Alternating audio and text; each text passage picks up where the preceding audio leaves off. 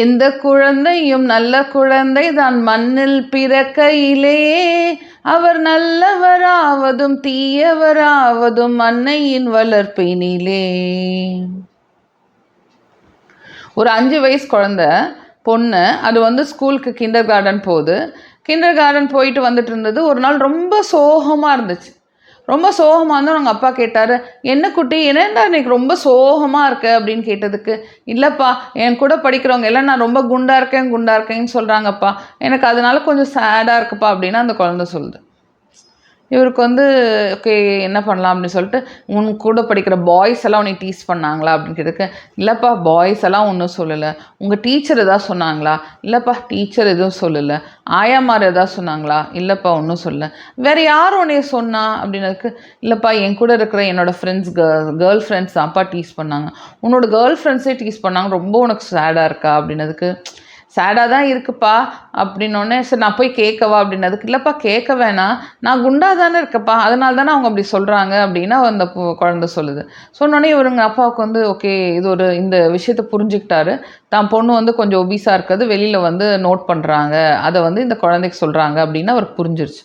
இவர் என்ன பிளான் பண்ணுறாருன்னா, ஓகே இந்த குழந்தைய நீ இளைக்கணும், சாப்பிட வேண்டாம், அதெல்லாம் செய்ய வேண்டாம், நம்ம ஃபஸ்ட்டு ஒரு எக்ஸசைஸ் இன்ட்ரடியூஸ் பண்ணலாம் அப்படின்னு சொல்லிட்டு அவர் பாப்பா நாளையிலேருந்து அப்பா உடம்பு குறைக்கணும், ஒரு 2-3 நாள் கழிச்சு சொல்கிறார், அப்பா உடம்பு குறைக்கணும், அப்பா கொஞ்சம் ஹெல்த்தியாக ஃபீல் பண்ணல, அப்பா வாக்கிங் போகிறேன், நீ அப்பா கூட ஹெல்ப் பண்ணுறியா அப்படின்னதுக்கு, ஓகேப்பா அப்படின்னு சொல்லிட்டு இவங்க 2 பேரும் வாக்கிங் போகிறாங்க, சின்ன சின்ன ஜாகிங் போகிறாங்க, அப்படியெல்லாம் பண்ணிட்டு ரொம்ப என்ஜாய் பண்ணுறாங்க.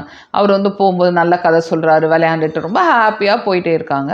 ஒரு நாள் என்னாச்சுன்னா, அவர் கொஞ்சம் ஹெவியான எக்ஸசைஸ் எல்லாம் பண்ணுறாரு. இவர் எது பண்ணாலும் அந்த குழந்தையும் பண்ணும்போது அவர் உட்காந்துட்டு அப்படியே டயர்டாக கெஸ்ன்னு பண்ணிட்டு இருந்தார். அப்போ அந்த குழந்தை பார்த்து சொல்லிச்சு, எதுக்குப்பா நீங்கள் இவ்வளோ கஷ்டப்பட்டு எக்ஸசைஸ் பண்ணுறீங்க, நீங்கள் எப்படி இருந்தாலும் எனக்கு உங்களை ரொம்ப பிடிக்கும்ப்பா, அது நீங்கள் குண்டாக இருந்தாலும் சரி ஒல்லியாக இருந்தாலும் சரி எனக்கு உங்களை ரொம்ப பிடிக்கும்ப்பா, நீங்கள் ரொம்ப கஷ்டப்பட வேணாம்ப்பா அப்படின்னோடனே இவருக்கு என்ன சொல்கிறதுனே தெரியல. அப்படியே அந்த குழந்தைய கட்டி அணைச்சிட்டு அப்போ இவருக்கு தோணுச்சான், சே நம்ம குழந்தை குண்டாக இருக்குன்னு சொல்லிட்டு மற்றவங்க சொல்கிறாங்கன்னு எனக்கும் குழந்தை குண்டாக இருக்குன்னு தோணுச்சு. அப்போ நான் குழந்தைய எந்த ரூபத்துலையும் அக்செப்ட் பண்ண ரெடியாக இல்லை, நான் மற்றவங்களுக்கோசரம் தானே இதை பண்ணேன் அப்படின்னு சொல்லி இவருக்கு ரொம்ப கில்ட்டி ஆயிருக்கு. இது இந்த கதையை நம்ம எப்படி வேணால் எடுத்துக்கலாம். அவங்க அப்பா ரியாக்ட் பண்ணது கரெக்டு, ஆனால் உள்ளார ஒரு விஷயம் இருந்துச்சு. என்னென்னா, ஒரு குழந்தை குண்டாக இருந்ததுன்னா நமக்கு தெரியும், ஓகே குழந்தை வெயிட் போடுது குண்டாக இருக்குன்னு தெரியும், ஆனால் நம்ம அக்செப்ட் பண்ணுறோமா இல்லையான்னு சொல்லிட்டு அது நம்மளோட டெசிஷன் கிடையாது. ஒரு குழந்தை குண்டாக இருந்தால் அதை அக்செப்ட் பண்ணுறதுக்கு என்ன பிரச்சனை அப்படின்னா, சொசைட்டி என்ன சொல்லுவாங்க, மற்றவங்க என்ன சொல்லுவாங்க அப்படிங்கிறதான் நமக்கு பெரிய பிரச்சனை. எப்போ மற்றவங்க என்ன சொல்லுவாங்க நம்ம மனசுக்குள்ளே வர ஆரம்பிச்சிருதோ அந்த மூமெண்ட்லேருந்து நம்மளோட நடவடிக்கை குழந்தைங்கிட்ட வேறு மாதிரி ஆக ஆரம்பிச்சிடும். அப்போது ஒரு குழந்தை ஹெல்த்தியாக சாப்பிடுதா, நல்லா சாப்பிடுதா, அதுக்கு வீட்டில் என்ன மாற்றம் பண்ணணும்னு நம்ம யோசனை பண்ணாமல் அடுத்தவங்க வாயை எப்படி அடைக்கணும், அடுத்தவங்க கண்ணில் நம்ம எப்படி குழந்தைய பார்க்க வைக்கணும் அப்படின்னு சொல்லிட்டு அந்த விஷயத்தை உள்ளே போடுறோம் பாருங்கள், அப்போ தான் ரெசிஸ்டன்ஸ் பில்ட் ஆக ஆரம்பிக்கும். உங்களுக்கு பிறக்க போகிற குழந்தைங்க கருப்பா சிவப்பா ஆணா பெண்ணா எதுவுமே நமக்கு தெரியாது. அது முக்கியமாக இந்தியாவில் நமக்கு செக்ஸும் தெரியாது, எந்த இதில் மேல் ஃபீமேல் எதுவுமே நமக்கு தெரியாது. யாரோட ஜாடையில் இருக்க போகிறாங்க, ஒரு டிஎன்ஏ அப்படிங்கிறது நீங்கள் நினைக்கிற மாதிரி அம்மா அப்பாட்டையோ ப்ளஸ் அவங்க அம்மா அப்பாட்டையோ இல்லை. இது சொல்ல முடியாது. ஒருத்தரோட ஜீன் எத்தனையோ ஆயிரக்கணக்கான காம்பினேஷனில் நமக்கு வரும். அதை யார் கண்ட்ரோலுமே கிடையாது. நீங்கள் எதுவுமே டெய்லர் மேடாக ஒரு குழந்தைய பெற்றுக்கவே முடியாது. அப்படி இருக்கும்போது உங்களுக்கு கிடைச்ச குழந்தைய அதை நீங்கள் ஒரு பொக்கிஷமாக பார்க்க ஆரம்பிக்கணும். அது கருப்பாக இருக்கலாம், சிவப்பாக இருக்கலாம், அது நம்ம வழியாக வர விஷயங்கள், இது நம்ம கண்ட்ரோலில் இல்லாத ஃபேக்டர். இந்த ஃபேக்டரை வச்சு எப்படி நீங்கள் குழந்தைய நீங்கள் நீ சாப்பிட்றனால வெயிட் போடுற, நீன்னு சொல்லிட்டு குழந்தைய ப்ளேம் பண்ணி நமக்கு எந்த பிரயோஜனமே கிடையாது. அந்த ப்ளேமை நம்மளும் எடுத்துக்க முடியாது. ஏன்னா நம்ம ஒரு கரு உண்டாகும் போது எனக்கு இப்படி தான் இருக்கணும் அப்படி தான் இருக்கும் சொல்லிட்டு நம்ம அங்கே எங்கே பிளானிங்கும் பண்ண முடியாது. இந்த விஷயம் 100% 1000% நம்ம கண்ட்ரோல் இல்லாத விஷயம். ஆனால் நம்ம என்ன பண்ணுறோன்னா அது கண்ட்ரோல் இல்லாத விஷயத்த தேவையில்லாமல் நம்ம என்ன பண்ணுறோம், ஒன்று நம்ம ப்ளேம் எடுத்துக்கிறோம், இல்லை அடுத்தவங்கள ப்ளேம் பண்ணிவிட்டு வாழ்க்கை பூரா அந்த குழந்தைய நரகத்தில் தள்ளுறோம். அஃப்கோர்ஸ் ஆஸ் அ பேரண்ட் தான் நீங்கள் என்ன பண்ணணும் அப்படின்னா, குழந்தை வந்து சைடில் வளருது, நேராக வளரலைன்னா அதுக்கான ஸ்டெப்ஸ் எடுக்கலாம்.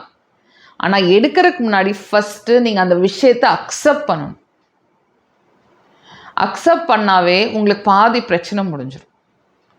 அப்போது அக்செப்ட் பண்ணிட்டா நீங்கள் 2 பேரும் சேர்ந்து அதுக்கு பிளான் பண்ணி அதுக்கு ஒரு ரிலீஃப் உங்களுக்கு கிடைக்கும். நீங்கள் அக்செப்ட் பண்ணாத போது தான் இங்கே பிரச்சனையாக மாற ஆரம்பிக்கும். நான் சொன்னேன் இல்லையா, ஒருத்தவங்க வந்து சொன்னாங்க, என்னோட குழந்தை நல்லா இருக்கு, உன் குழந்தை தான் அப்படி இருக்கு. அப்படி இல்லை, என் குழந்தையும் நல்லா இருக்கணும், உங்கள் குழந்தையும் நல்லா இருக்கணும். எப்போ நமக்கு அந்த மனப்பக்குவம் வருதோ அப்போ தான் மற்றவங்க சொல்கிறத நம்மளை பாதிக்காது. நான் வந்து ஒரு ஒரு பெரிய காரியத்துக்கு போயிருந்தேன். அப்போ வந்து நானே எங்கள் அம்மாலாம் உட்காந்துருந்தோம். அப்போ வந்து எங்கள் அம்மா கிட்ட ஒருத்தவங்க பேசுகிறாங்க. பேசும்போது அவன் என்ன கேட்டாங்கன்னா, ஏன் உங்கள் பொண்ணு இவ்வளோ குண்டாக இருக்குது அப்படின்னு கேட்டாங்க. எங்கள் அம்மாவுக்கு என்ன சொல்கிறதுன்னு தெரியல. இந்த காலத்துலேயும் இப்படியெல்லாம் குண்டாக இருக்காங்களா அப்படின்னு அவங்க சொன்னாங்க. சொன்னோடனே எனக்கு வந்து ரொம்ப இரிட்டேட்டிங்காக இருந்துச்சு. எங்கள் அம்மா என்ன சொன்னாங்க, இல்லை அதுக்கு 2 சிசேரியன் அதனால் அப்படி ஆயிடுச்சு அப்படின்னு அம்மா சொல்கிறாங்க. எங்கள் அம்மா வந்து ஒரு காரணம் சொல்கிறாங்க. நான் குண்டாக இருக்கிறதுக்கு எங்கள் அம்மா எதுக்கு காரணம் சொல்லணும்? எங்கள் அம்மா சொல்ல வேண்டிய அவசியம் இல்லை.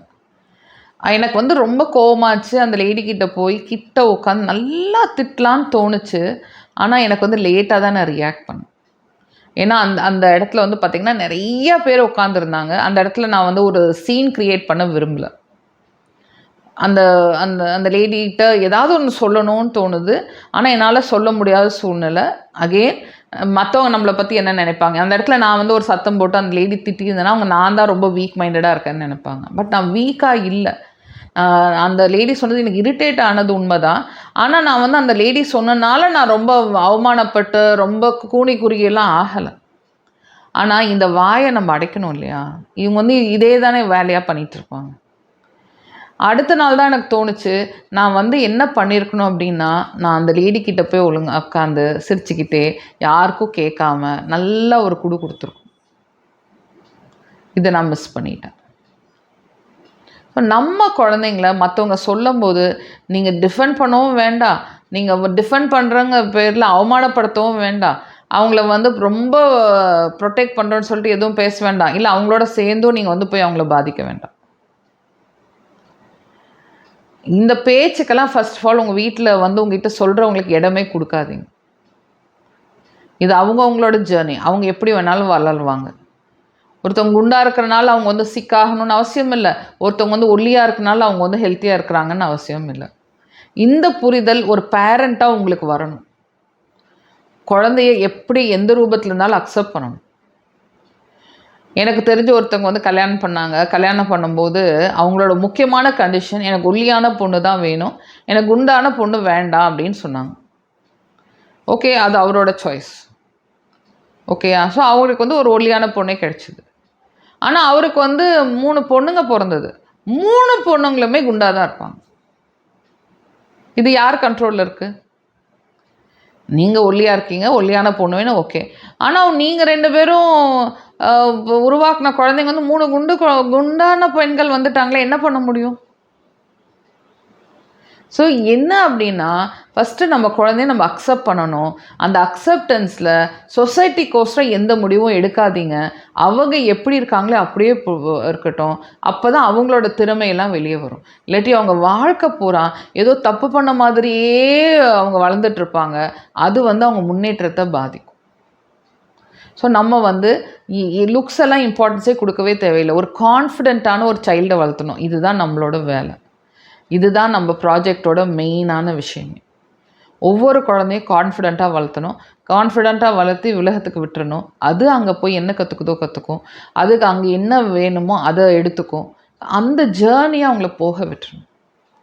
தேவையில்லாமல் அவங்கள வந்து ஒரு சிறிய வட்டத்துக்குள்ளே சின்னதாக அவங்கள பண்ணி சிறுமையாக அவங்க திங்க் பண்ண வச்சு, அவங்கள தப்பு பண்ணாத விஷயத்துக்கு கூனி குறுகி ஃபீல் பண்ண வச்சு, ஒரு பேரண்ட்டாக இந்த பனிஷ்மெண்ட்டை தயவுசெய்து கொடுக்காதீங்க. இந்த மாதிரி பண்ணுறவங்க மெயினாக அறியாமையினால் பண்ணுறீங்க. அறியாமைன்னு சொல்லிட்டு உங்கள் வாழ்க்கையை வீணடிச்சு அடுத்தவங்க வாழ்க்கையும் வீணடிக்காதீங்க. தெரிஞ்சுக்காத விஷயத்த தெரிஞ்சுக்குங்க. தெரிஞ்சுக்கிட்ட விஷயத்த நல்ல விஷயங்கள் மட்டுமே பகிர்ந்துக்குங்க. ஓகேயா? ஸோ பேரண்டிங்கோட முக்கியமான ஃபஸ்ட்டு ஒரு விஷயம் வந்து குழந்தைய அக்செப்ட் பண்ணும். நான் வந்து ஒரு ஹாஸ்பிட்டலில் போய் ப்ரெக்னென்சி கிளாஸ் எடுத்துகிட்ருப்பேன். அப்போ என்னோடய ஃபஸ்ட்டு என்ன பாடம் சொல்லுவேன் அப்படின்னா, உங்களுக்கு வரப்போகிற குழந்தைங்க கருப்பாக இருக்கலாம், சிவப்பாக இருக்கலாம், நெட்டையாக இருக்கலாம், குட்டையாக இருக்கலாம், முடி சுருட்டையாக இருக்கலாம், நீளமாக இருக்கலாம், எதாக இருந்தாலும் சரி, உங்கள் கையில் கிடைக்க போகிறது பொக்கிஷம். ஃபஸ்ட்டு அதை மட்டும் நினைங்க. அந்த பொக்கிஷத்தை நீங்கள் எப்படி பேணி பாதுகாக்க போகிறீங்க தான் உங்களோட வேலை. பிறந்த உடனே கருப்பாக பிறந்துச்சு, மூக்கு சின்னதாகிடுச்சு, காது நீளமாகிடுச்சு, இப்படியாச்சு அப்படியான்னு சொல்லிட்டு யாரையுமே சொல்ல விடாதீங்க. வரும்போதே சொல்லுங்கள், ரொம்ப அழகான குழந்தை பிறந்திருக்குன்னு சொல்லுங்கள்.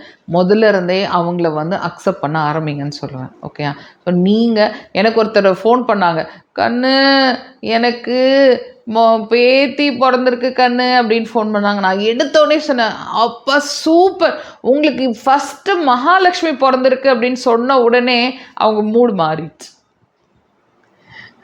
ஸோ நம்ம ஒவ்வொரு விஷயத்தையும் ஒவ்வொருத்தவங்களோடையும் பகிர்ந்துக்கும் போது எல்லாத்துக்கிட்டையும் ஒரு பாசிட்டிவாக இருந்தோம் அப்படின்னா எல்லா விஷயங்களும் நம்மளை சுற்றி நல்லாயிருக்கும். நம்ம குழந்தைங்க நல்ல சூழ்நிலையில் வளருவாங்க. ஓகே? ஸோ பேரண்டிங்கோட வேலை வந்து பேரண்ட்ஸு குழந்தைங்க எப்படி இருந்தாலும் அக்செப்ட் பண்ணணும். ஓகேயா? So acceptance is very important. Thank you. நான் வித்யாஸ்ரீ சுப்ரமணியம். நான் வந்து குழந்தை வளர்ப்பு பயிற்சியாளர். தேங்க்யூ.